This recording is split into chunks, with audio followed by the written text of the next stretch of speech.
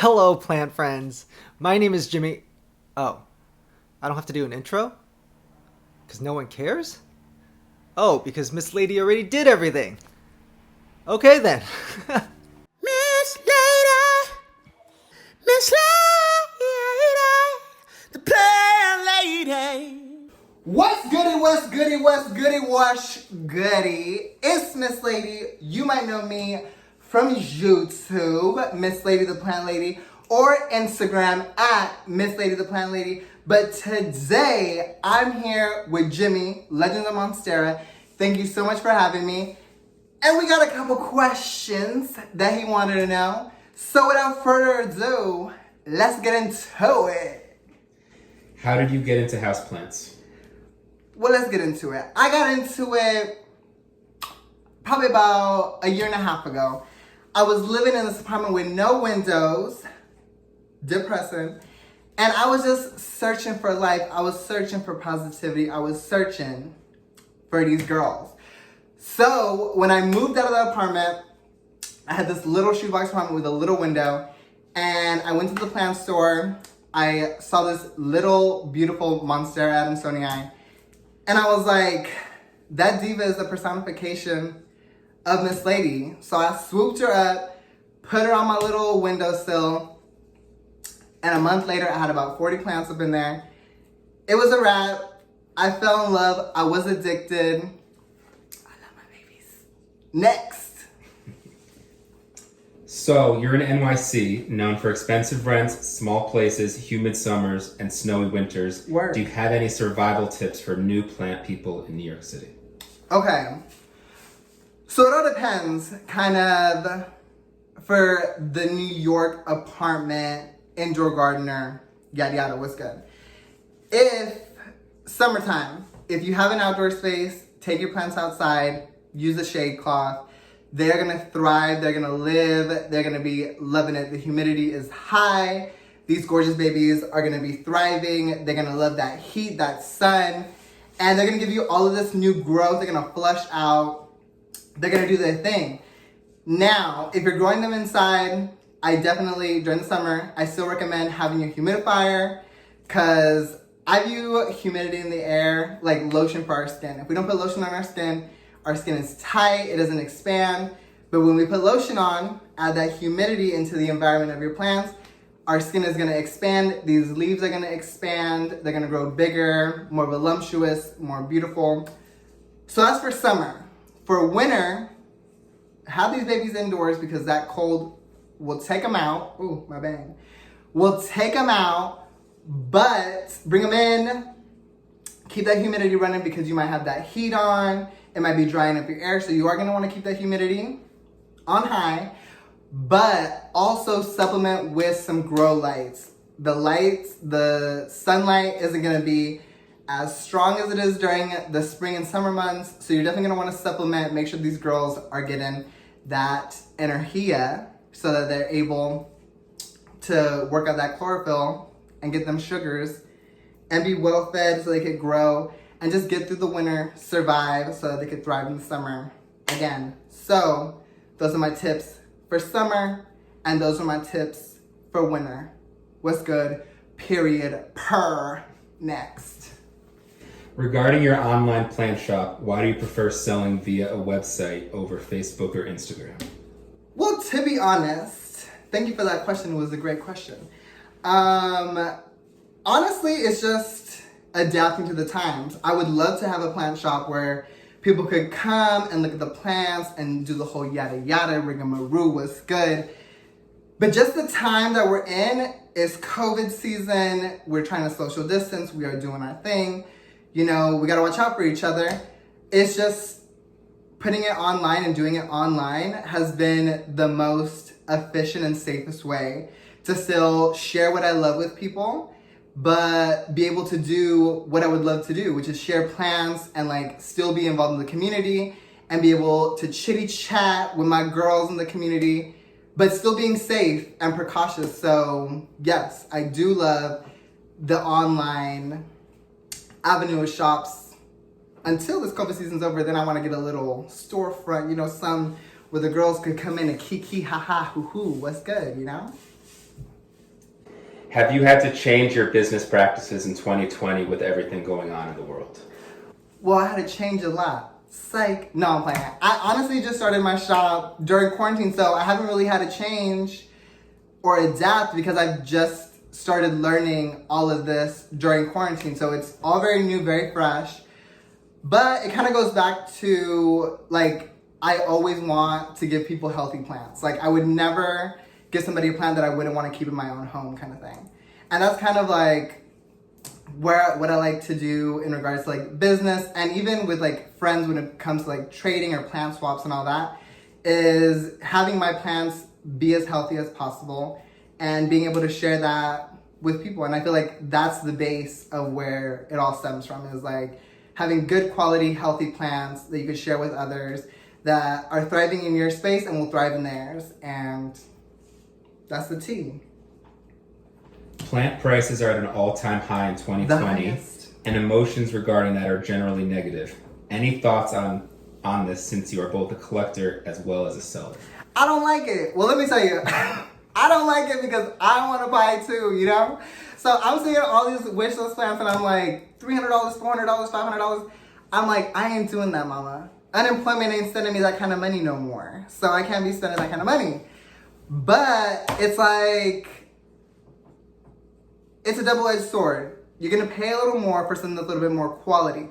Now you gotta know your source of where you're getting your plants from, because you wanna buy from a reputable source who isn't just giving you like a leaf, is giving you like a rooted plant and stuff like that. So for a rooted, well-grown plant that I know is healthy and is coming from somebody who takes pride in their job, I would pay a little extra. I don't mind that.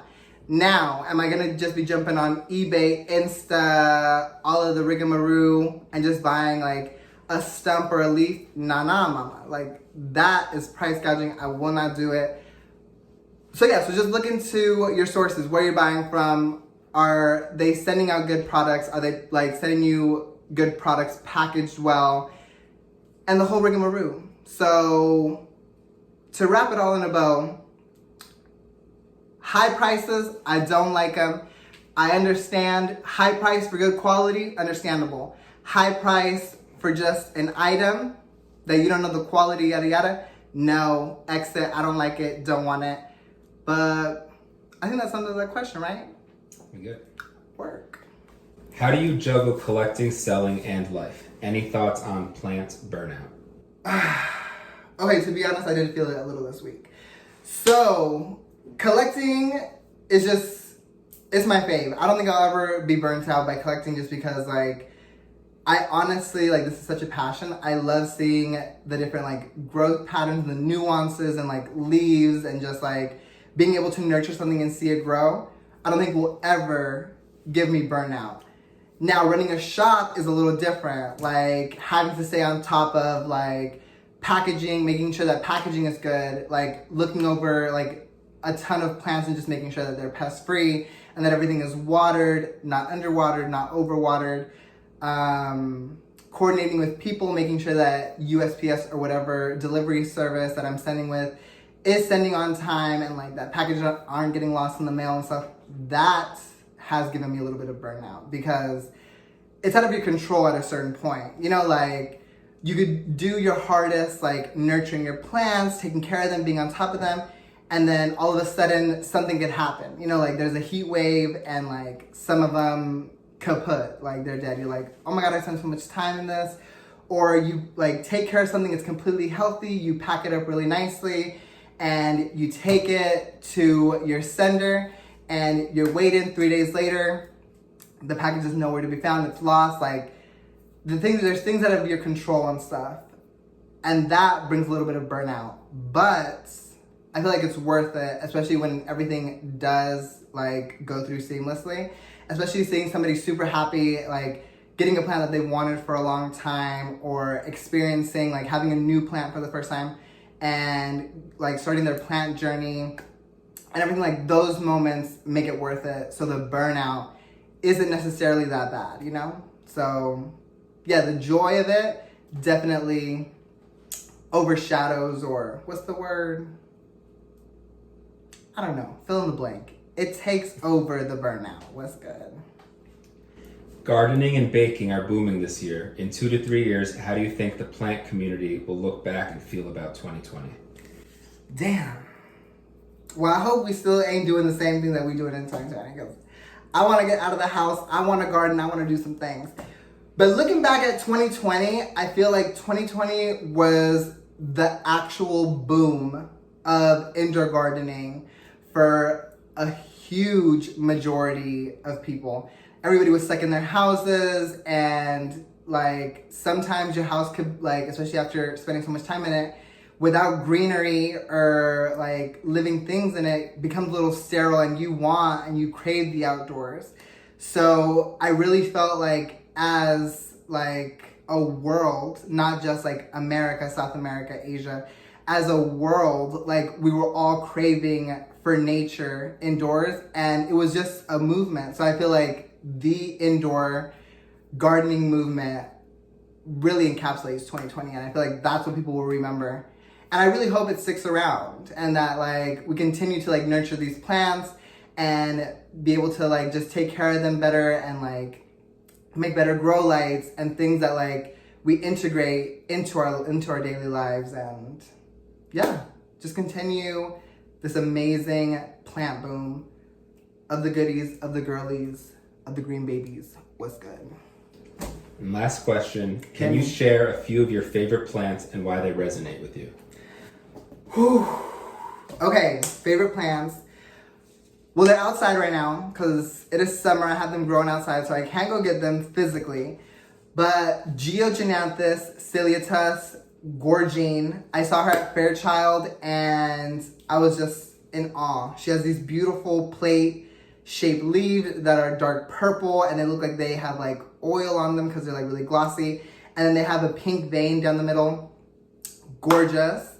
Love her. Thamatophyllum sprucianum.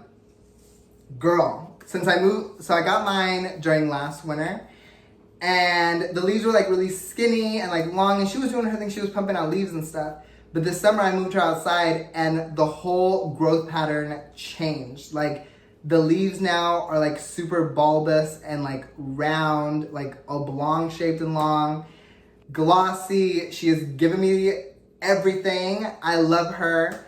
And I think one of my all-time favorites that I just got, I mean, there's so many.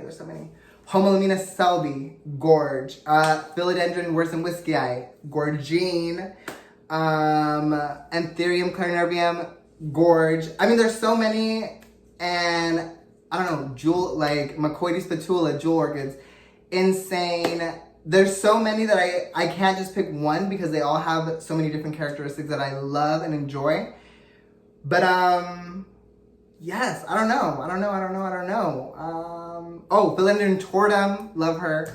But I mean, I can keep going on, listen, but I just love the green baby girls. They do it for me.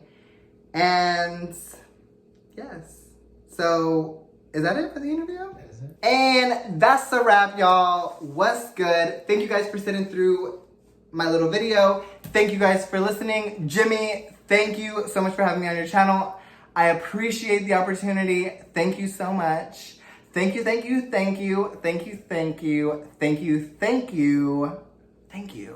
Now, before I sign off, don't forget to follow me on Instagram, Miss Lady, MISSLEIDY, the Plant Lady. And don't forget to check me out on YouTube, Miss Lady the Plant Lady, and get your judge, darling. Now, I gotta go. I will see y'all later. Bye-bye.